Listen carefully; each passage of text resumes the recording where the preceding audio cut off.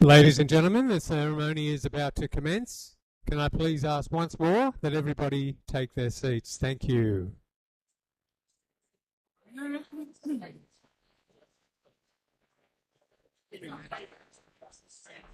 Nice to see you.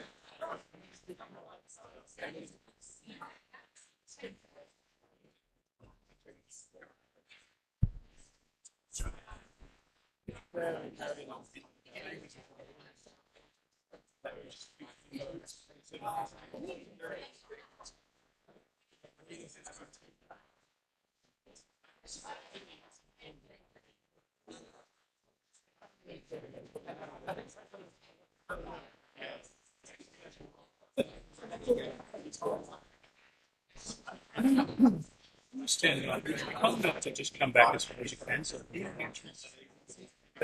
yep. Just don't hurt yourself. No stress, no stress. That's great.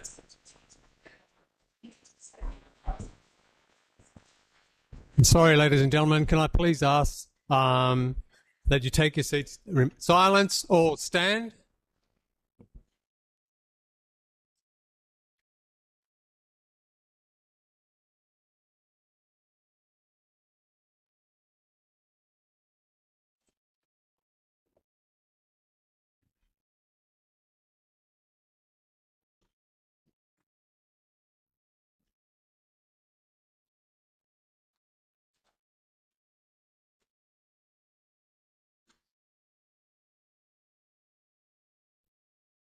The full court of the Federal Court of Australia is now in session. Be seated, please. Please call the welcome. Welcome of the Honourable Justice Moore. A warm welcome to you all. We're on Gadigal country. I pay my respects to the Gadigal people of the Eora Nation, to their ancestors and their elders who have looked after this country for generation after generation prior to colonisation, and whose connection to this country, to their culture, their laws and traditions remains strong and vibrant. Today is the first of 3 welcomes this week in Sydney. There have also been several other welcome ceremonies across the country in the past few weeks and also next week, and that is a cause for celebration. It is a sign of great health in our legal profession that we're able to produce so many high calibre advocates and new judges. It's a delight to see all of you here today, testament to the wide endorsement of Justice Moore's appointment. We're honoured to be joined by the Chief Justice and Justices of the High Court, former Justices of the High Court, the Chief Justice and Justices of the Supreme Court of New South Wales, President and Justices of the Court of Appeal, former Justices of this Court, Justices of the Federal Circuit and Family Court, Chief Judges and Judges from a range of state courts. We also welcome many members of Council and solicitors, members of the Academy, and a wide range of colleagues from federal and state tribunals. In this ceremony, we recognise the distinguished career of Justice Moore and we celebrate his appointment. By a public ceremony like this, members of the profession and the community are able to reflect on the qualities of the new appointee. Such a milestone is not reached without the support and encouragement of family, friends and colleagues, and I'm pleased in particular to welcome Justice Moore's family and friends on this special occasion. Justice Moore, you took the oath of office on the 18th of December here in this building in front of family and friends and many of your new judicial colleagues in this registry. You promised, as every judge of this court has, to do right to all manner of people according to law, without fear or favour, affection or ill will.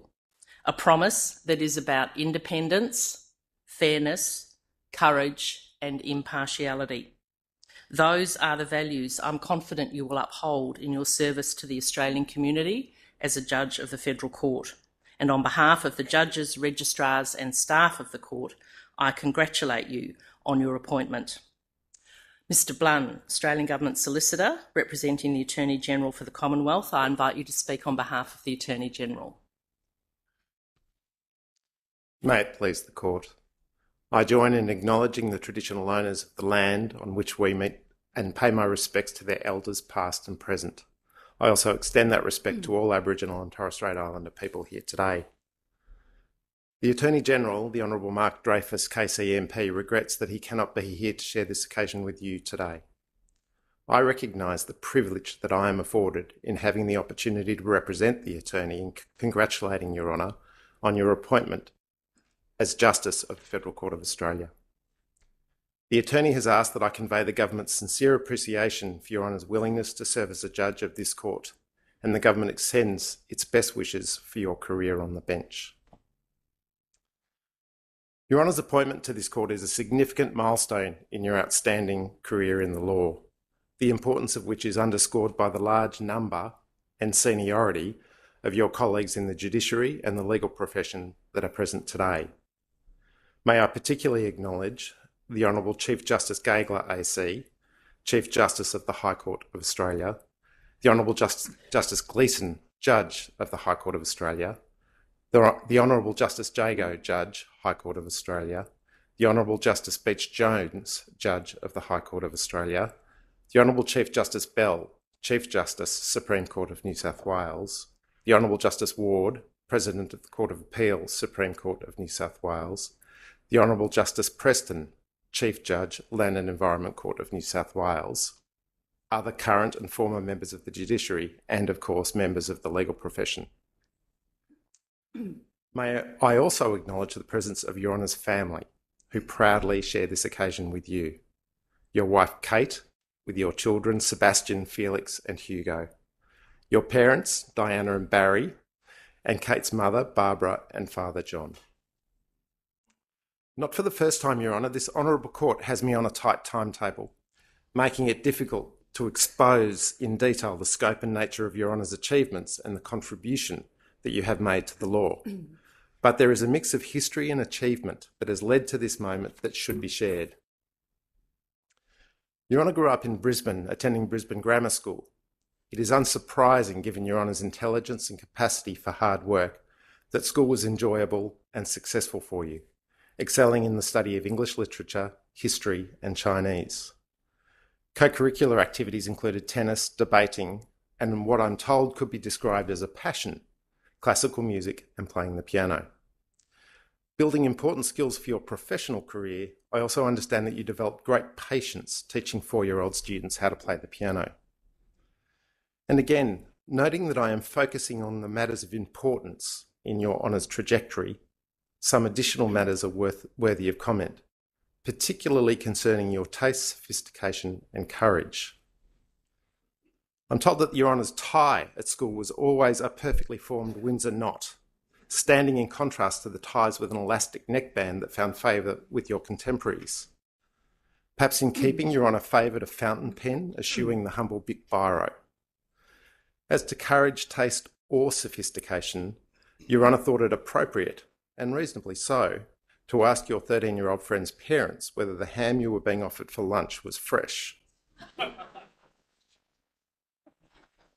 Your Honour's trajectory to the bar and the bench was obvious in your final years of school, excelling as a debater, maintaining, as you did your chambers, organisation in your locker, of which Marie Kondo would be jealous, transforming clutter to serenity and inspiration, and finally finishing school with the highest possible university entrance score.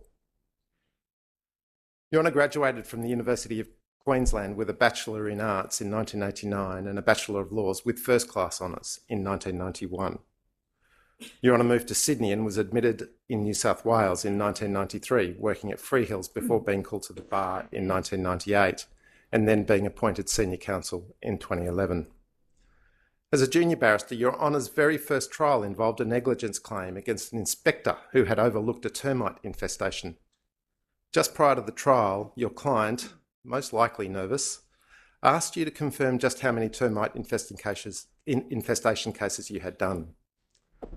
Unsurprisingly, it was of course your first trial in which termites were the key issue.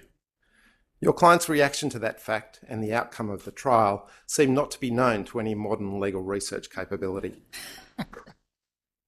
Of course, Your Honour went on to grow a diverse and successful commercial and regulatory law practice, with a particular focus on competition law, consumer protection, intellectual property, energy regulation, and class actions. In particular, Your Honour was briefed in a large number of the leading competition law cases over the last 20 years, involving contested acquisitions, cartel conduct, and other anti-competitive conduct. Some key cases of note include AGL's acquisition of Macquarie Generation, Metcash's acquisition of Franklin Supermarkets, and litigation involving access to the Port of Newcastle, all very significant matters. I pause to note, Your Honour, that in every case there is a winner and a loser, such is the adversarial nature of our legal system. And it is striking to me that Your Honour's list of triumphs closely correlates to my list of losses. Perhaps more than others in this courtroom, I'm particularly pleased that Your Honour finally took a job, and the most important one, for the Commonwealth. Against that background, I join with a large number of practitioners here today in being able to speak to Your Honour's capacity for independent and original thought, analysing facts and issues closely and carefully without preconceived notions or presumptions. Frequently, Your Honour took responsibility for shaping the winning direction of your matters. You would make every appearance an opportunity to shape your client's case, even at a directions hearing. Your Honour has been known to take this responsibility to extremes, leaving Kate in the delivery ward to take over a telephone directions hearing that your more than capable instructing solicitor had completely under control. Your Honour was also very much part of the life of Banco Chambers, of which you were a founding member and a distinguished floor leader, building, with others, a formidable reputation for Chambers. As floor leader, you were a first port of call, providing a sympathetic and non-judgmental ear to anyone seeking advice or assistance, particularly during times of personal hardship, including the untimely passing of your colleague and friend, Sandy Dawson. Your Honour also played an important role in mentoring junior members of the bar, a number of whom have gone on to take silk and mark this occasion with you today. It is a great pleasure to recognise a few of Your Honour's personal qualities that have culminated in your appointment to this court. Your pride as a husband to Kate and father to Sebastian, Felix and Hugo is obvious to those who know you, celebrating Kate's considerable achievements in her own legal career more than your own, and taking delight in the independent lives established by your children. I've literally been told that Your Honour has a great love and appreciation for wine, a fact previously only known to me as a rumour. In addition to your love for classical music, wine and coffee, Your Honour is a passionate bushwalker and lover of the outdoors. Your Honour has walked through all the national parks in Tasmania, a considerable achievement. Friends speak of your excellent sense of humour, your generosity, your patience and coolness under pressure, and your practical and sensible advice. Like many, I had the privilege of attending the welcome to this court of Justice Bennett just last week. At that ceremony, the Chief Justice made observations about the important role of judges in doing right to all manner of people according to law, without fear or favour, affection or ill will, a role that directs attention to the importance of independence, fairness, courage and impartiality. I would add another quality, being diversity of thought. What emerges from these welcome speeches, including those to come, are the differences between the new judges of this court. Different people who bring different backgrounds and experiences to being independent and fair. And it is clear, Your Honour, that your background and your experiences will make a rich contribution to this court. Your Honour takes on this judicial office with the best wishes of the Australian legal profession, and it is trusted that you will approach this role with the exceptional dedication to the law you have shown throughout your career. On behalf of the Australian Government and the Australian people, I extend to you my sincere congratulations and welcome you to the Federal Court of Australia. May it please the Court. Thank you, Mr Blunt. Dr Higgins, President of the New South Wales Bar Association and representing the Australian Bar Association. May it please the Court. I too acknowledge the Gadigal of the Eora Nation. I give my respect to their elders past and present and extend that respect to all First Nations persons present today. Chief Justice Mortimer, it is a privilege to speak today on behalf of the New South Wales and Australian Bar Associations. Justice Moore, what a happy, happy day. It is a happy day for Your Honour. Today your exploring has ended and you have arrived where you started. In 1993, you were an associate to the Honourable Professor William Gummow AC, while a judge of this court. That was the first step in a legal pupillage which involved the kind of extreme heat and pressure which geologists typically associate with the formation of diamonds. Your Honour read at the bar with your new colleague, Justice Jackman, and your former colleague and former Solicitor General of the Commonwealth, Justin Gleeson SC. A certain intensity of temperament was perhaps inevitable. And perhaps inevitably, Your Honour's career at the bar was panoptic. Your Honour was, at any particular time, involved in almost all cases being conducted in Australia in the fields of intellectual property law, competition law, and class actions. The extreme number of commitments this produced was aggravated by Your Honour's notorious desire to be involved in every decision made and every submission written in every case. It has, as a result, on occasion been suggested, unkindly, that Your Honour does not understand the concept of delegation. But that is wrong. Your Honour has always known that a delegation is a group of people who represent the views of an organisation, a country, or the like. It has also on occasion been suggested, again unkindly, that Your Honour was unwilling to say no to any brief. But that again misunderstands things. Your Honour is, in truth, the first of a distinctive hominid species, Homo sapiens. Homo sapiens is genetically incapable of resisting the excitement of a new brief. Your Honour never had any choice. In this morass of work, it is revealing that Your Honour was equally enthused by patent and competition law, one of which confers lawful monopolies and the other of which polices unlawful ones. Your Honour thrills in seeing a conundrum from all sides. That trait will serve you well on this court. The matters in which Your Honour was involved were also often instances of mega litigation. Your Honour acted for many years for Channel 7 in the C7 litigation. Later, Your Honour acted alongside Justice Burley for Apple in the Apple-Samsung patent and competition law litigation. Last year, Your Honour acted for many months for Google in the Epic Apple-Google litigation. These vast endeavours never unnerved Your Honour. To the contrary, you seemed to relish distilling the large and complex into the confined and simple. That capacity, too, will serve Your Honour well on this court.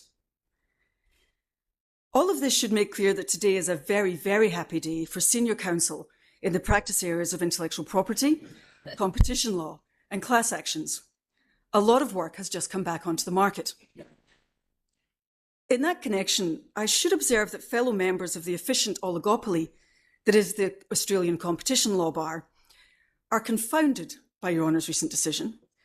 The voluntary exit from a market by a participant with considerable market and bargaining power is inexplicable as a matter of orthodox economics. Now, the answer may lie in behavioural economics, or it may reveal yet another endemic characteristic of Homo sapiens. The analysis is ongoing. Today is importantly a happy day for this court. That is not simply because a truly first-rate lawyer has accepted judicial appointment, nor is it simply because Your Honour is so well fitted to judicial office, although the significance of each of those facts should not be understated. It is also because Your Honour is a truly distinctive Chambers colleague. Your Honour was a founding member of Banco Chambers, a member of its board for 20 years, and latterly its head of Chambers. Viewed from afar, Your Honour's interest in colleagues had an almost anthropological air. At one point last year, Your Honour was heard to observe that being head of Chambers had taught you that, and I quote, "Many barristers live quite complicated lives." That was said without judgment, and more with the posture of David Attenborough. But anyone who knew Your Honour well appreciated that under that somewhat scientific exterior lay a profoundly generous, trusting and loyal friend who would be equally generous with time, money, thought and attention even though Your Honour's available quantities of each greatly differed. Your Honour's interpersonal mode of expression is also distinctive. An email from Your Honour frequently read like a haiku, written simultaneously by John Lennon and Paul McCartney, balancing the pessimism of one with the optimism of the other. Last year, Your Honour and I were quietly planning a transition in a significant matter in the weeks before your appointment was announced. This had caused Your Honour some anxiety, which was best expressed in a one-line email which read, "There is a plan, open bracket, although plans can go wrong, close bracket." Another of Your Honour's haikus is an email sent to a friend and favourite junior, which is now framed on his chamber's wall, which reads, "Your work often makes me very happy. That is sometimes difficult to put into words. I will try harder." Your Honour's brother and sister judges have welcomed a very, very fine colleague. Today is a happy day for Your Honour's family. Your wife Kate is a hugely accomplished partner of the firm King & Wood Mallisons.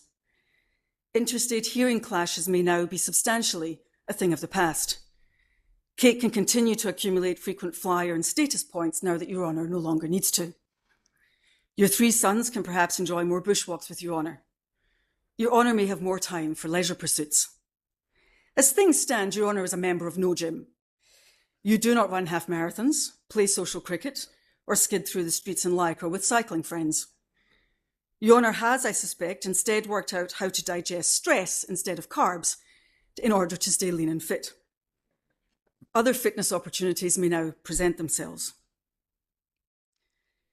Justice Moore, at the recent swearing-in of your friend and now fellow judge, Justice Brereton, I observed that a ceremony like this is an act of stopping. We pause and mark a moment. And it allows us to measure a life thus far, a little like silence measures music. Your Honour has worked very, very hard. Your reward is to continue to work very, very hard, but now not in the service of arguments propounded for clients, but of the correct and expeditious resolution of disputes according to law. This is, as a consequence, a very happy day for the people of this nation. The barristers of this country know that you will wear that responsibility well, and we know that Your Honour will discharge that responsibility with characteristic rigour, vigour, and we hope just a little joy. May it please the Court. Thank you, Dr. Higgins. Ms. Ball, President of the Law Society of New South Wales and representing the Law Council of Australia. May it please the Court. I echo the acknowledgements made of the traditional custodians of the land on which we meet, the Gadigal people of the Eora Nation. I'm very pleased to be here today to welcome Your Honour's appointment on behalf of the Law Society of New South Wales and the Law Council of Australia. The Law Council of Australia President, Juliana Warner, had the pleasure of working with Your Honour during your storied career and would have loved to have been with us in person today to mark your elevation. Unfortunately, she has a conflict that makes this impossible, and she asked me to pass on her regrets and best wishes to Your Honour. Speaking with those in the profession who know Your Honour, well, there is little surprise and unanimous support for your appointment. Even in the first year of your practice, those around you quickly identified your talent and potential and agreed you would excel in the law. Your considerable expertise, which spans a range of areas of the law, is widely and highly respected. While Your Honour's humility means you are not likely anticipating getting called to the bench, you have nonetheless been inadvertently preparing for this moment for many years. I understand you have a close circle of friends, which includes others in the legal profession, who debate topics, both big and small.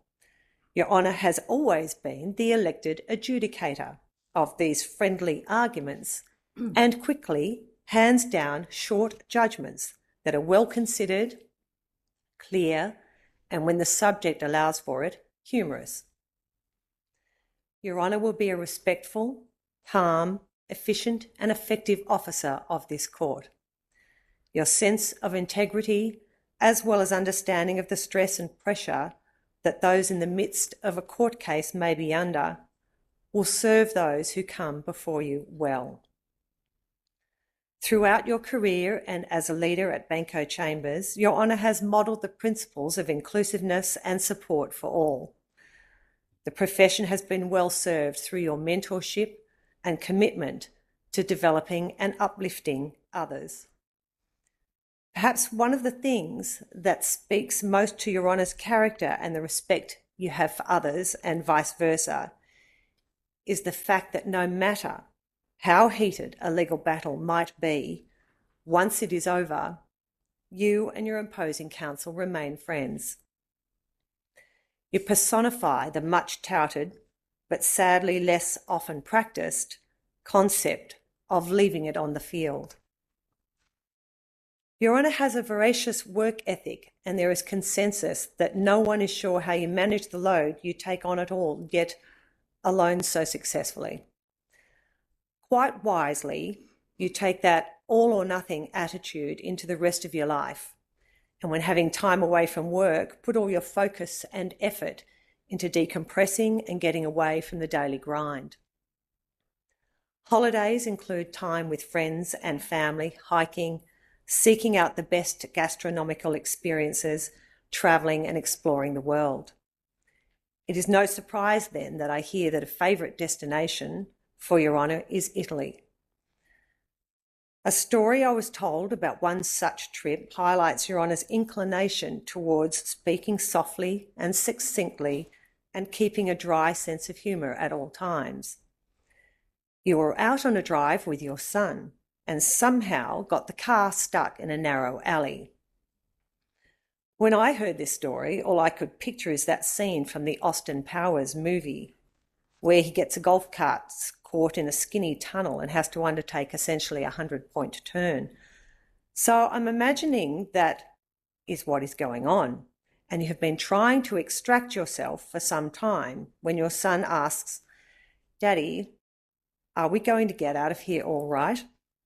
And the reassuring response from Your Honour was apparently, "I'm not sure we will."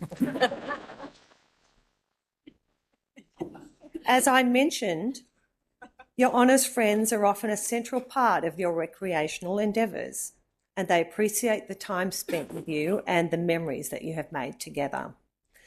Your friends are particularly grateful for your penchant for collecting red wines, but having to generously share them because you don't actually drink all that much yourself.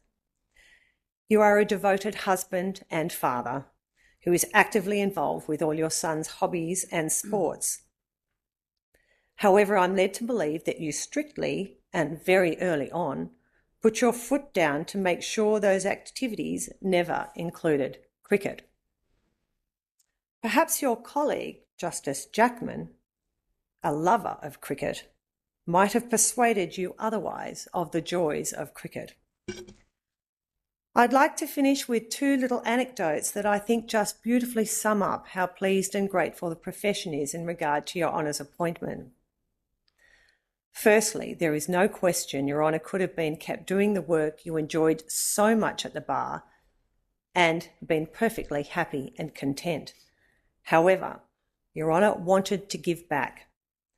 Being a judge is a commitment to service, and it is one Your Honour will acquit with grace and enthusiasm.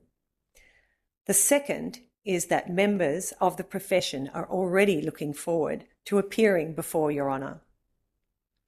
Your Honour, on behalf of the Australian legal profession, I congratulate you on your elevation and thank you for the contribution I have no doubt that you will make to the administration of justice in this country.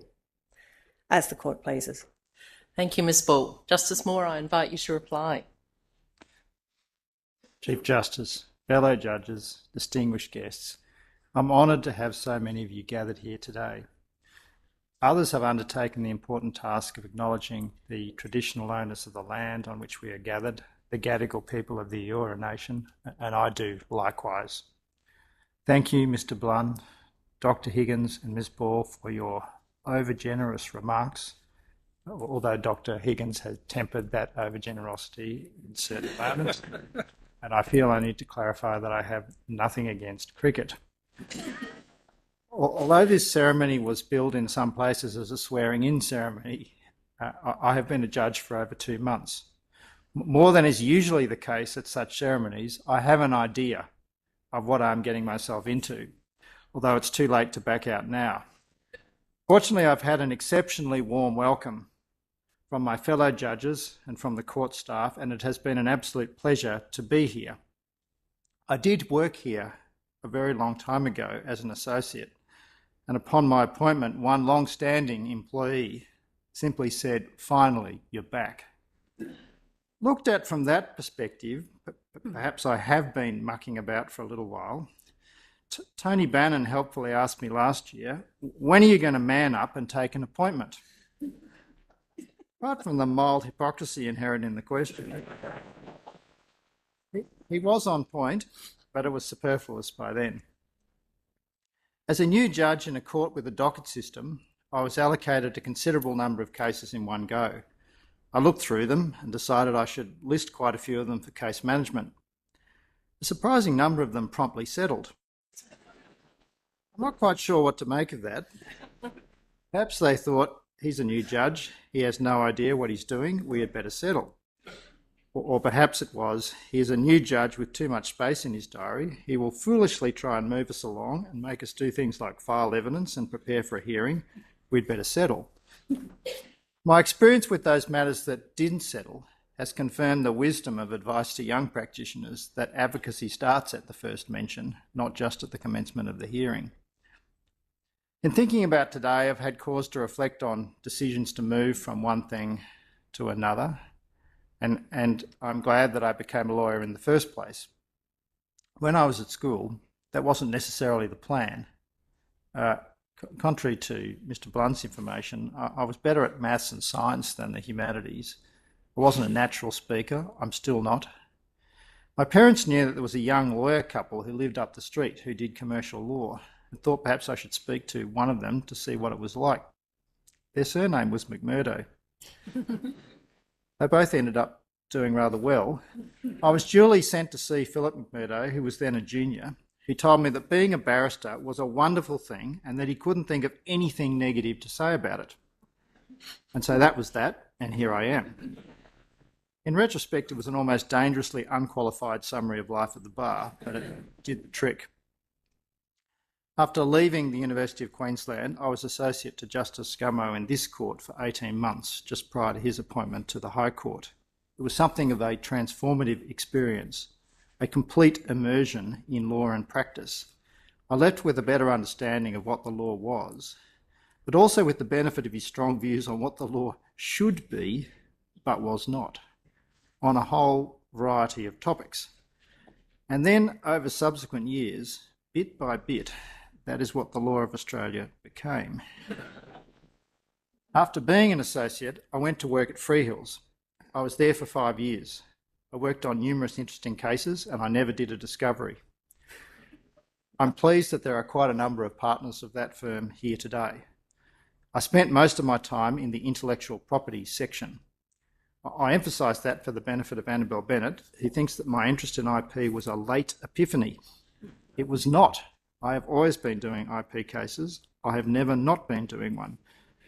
I gather Annabel is also worried about my interest in competition law and that it may cause me to treat patents and other IP rights as questionable anti-competitive monopolies. There should be no fears on that front. At Freehills, I worked for Sue Gilchrist, who taught me many important things, including how to write a proper letter, and was subsequently a very supportive instructing solicitor and friend over many years. I thank Sue for all of those roles. When I commenced at the bar, I was a reader on 8th floor Selborne Chambers. That floor has a fiercely independent and eclectic, indeed legendary, tradition and culture. It was a good introduction to the bar. Colleagues there were welcoming and supportive. My tutors, as it has been noted, were Justin Gleeson and Ian Jackman. I therefore had an excellent grounding in soft people skills. I ended up doing many cases with Justin. He was then entering what some have described as his scary phase. We were an odd combination because I was most definitely not scary, but we seemed to work well together and had some good results. Justin was very democratic in his sharing of the advocacy, including cross-examination. He also had a slightly alarming tendency to leave partway through a case, which tended to focus one's mind as a junior, because I sometimes had to complete a case that I didn't know I was running. Justin was extremely generous with his time and his guidance, and was as fine a tutor as one could wish for. As things turned out, I did fewer cases with Ian Jackman, but he gave me much support and encouragement and invaluable practical advice. I won't say what it was, but it was extremely pragmatic. I'm glad to be joining him on this court. In my 5th year at the bar, I was approached by some people about the possibility of forming a new chambers. It seemed like something of a risky venture. I'm very pleased with what ultimately emerged from that risky venture. It took some dedicated work, but the resulting institution has been worth it. Banco Chambers had been my professional home for over 20 years and a very welcoming home. My colleagues at Banco have been the source of great friendship and camaraderie. I've had the best clerk in Sydney, Jay Coutinho, and excellent support from an enthusiastic staff. I will miss you all. My decision to go to the bench was not an easy one because I loved being a barrister. In our somewhat corporatised and regulated 21st century world, the very survival of a separate bar consisting of sole practitioners operating independently and following a set of robust historical traditions is almost miraculous. Its very survival speaks to a recognition of its important contribution to our system of justice. There are nevertheless certain aspects of the barrister model that would not necessarily be endorsed by a Department of Human Resources. For some, the enforced independence can give rise to isolation, stress, or a potential lack of support, including through times of personal crisis. The model also has the potential to operate as an impediment to greater diversity. Having spent some time thinking about this over the last decade and seeking to put in place policies and support at a chambers level, it is good to see many chambers and the bar associations taking active steps in this regard. The court also has at least some role, perhaps a more minor role compared to the role that chambers can play, but it does have a role, including to ensure that court hearings are professional, pleasant and constructive, including by insisting on a high degree of professional courtesy, to have a stable, predictable and sensible time for hearings so that people can manage and plan their lives, including their family and childcare arrangements, to have the hearing in the correct and expected location, perhaps more minor but still important, to ensure that practitioners get a proper break in December and January. If I fall short in supporting any of these things, please let me know. As a barrister, nearly all of my matters were ones where the parties could afford to fight, and usually could afford to fight long and hard. Obviously, that is not true of all cases in the court, and in some cases, parties cannot afford legal representation at all. That tends to inhibit the delivery of justice. The court is taking active steps to refine and build its pro bono referral program, including by way of developments to that program to make it easier for a broader range of practitioners to contribute. Many people here today may hear more about that in the not too distant future, including from me, because we will be encouraging more people to be involved, including so that the burden does not fall on a limited number of people who give a lot of their time. I was fortunate at the bar to have the opportunity to be involved in many notable cases. In the area of competition law, I was briefed on an ongoing basis by the finest practitioners in Australia in the field. The majority of them were women. Two of those regular instructors, Gina Cass-Gottlieb and Liza Carver, are now undertaking crucial roles at the ACCC, making that effective regulator even more focused in the interests of all Australians. They have quite contrasting styles. It was always refreshing listening to Liza tell some of Australia's most senior executives that they were foolish, that they had stuffed up or were liable to stuff up, and that they had better listen up to what their counsel was about to tell them. I won't list everyone who instructed me. Many of you are here today. It has been a pleasure working with you all. I also had the benefit of working with countless excellent juniors. Many are present.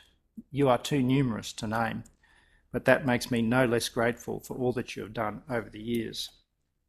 I had 8 readers, 5 of whom have taken silk. 2 in particular, Declan Roach and Robert Yazerski, did a large number of cases with me over the years. You know that you are exceptional, but you won't mind me telling everyone. I'm glad to have many friends here today. Some people here don't really know what I did or what I'm doing now or why there are so many people in this room with robes on. That means there'll always be plenty of people I can speak to when I have reserved judgments. Thank you all for your good friendship over the years and your support today. My parents, Barry and Diana, are here today from Queensland. They provided me with excellent opportunities. They have been supportive in the best possible way throughout my life and very sensibly let me do my own thing at various points. It's wonderful to have you here at this ceremony. My 3 sons are here. To my oldest sons, Sebastian and Felix, I'm very proud of what you have achieved and what you are achieving. Kate and I are delighted to see the fine young men that you have become, and I'm very glad that you are here today. My youngest son, Hugo, who is 9, is also here. We are also very proud of you, Hugo. I look forward to seeing you grow up and thrive over the next decade. My wife, Kate, is an organisational phenomenon who does much better than me at keeping our family operational whilst being a successful and respected partner at King & Wood Mallesons. She has briefed numerous barristers in this room and some of the judges and has been an opponent to other people here, and you all know how good she is. Kate, I'm immensely proud of you. You have also provided unstinting support and love to me over many years and to our family, and without this I would not be here today. It is wonderful that we are able to celebrate together. Thank you all once again for attending. Thank you, Justice Moore. The court will now adjourn. All stand, please. The full court of the Federal Court of Australia is now adjourned.